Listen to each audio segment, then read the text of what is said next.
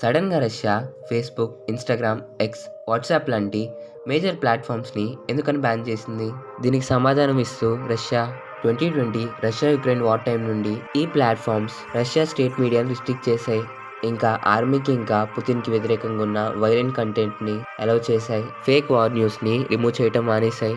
Russia rule ప్రకారం user డేటాని రష్యాలో స్టోర్ చేయాలన్నా చేయట్లేదు. 2022లో రష్యా మెటాని ఏకంగా ఒక ఎక్స్‌ట్రీమిస్ట్ ఆర్గనైజేషన్‌గానే ముద్రేసింది. వాట్సాప్‌ని డేటా కంప్లెయింట్స్ అని చెప్పి బ్లాక్ చేసింది.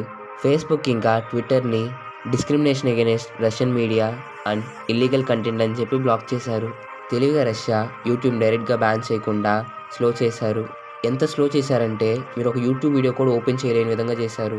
రష్యా బలంగా రీజన్ నేషనల్ సెక్యూరిటీ ఇంకా లా కంప్లెయింట్స్ అంటున్నారు. కానీ క్రిటిక్స్ మాత్రం పుతిన్ పవర్ ఇంకా నేరేటివ్‌ని తన చెప్పు చేతుల్లో పెట్టుకునే ఒక టెక్నిక్ అంటున్నారు. రష్యా సోషల్ మీడియాని బ్యాన్ చేయటం డిక్టేటర్‌షిప్‌కి అర్థం పడుతుందనుకుంటున్నారా? మీ అభిప్రాయాన్ని కామెంట్ చేయండి.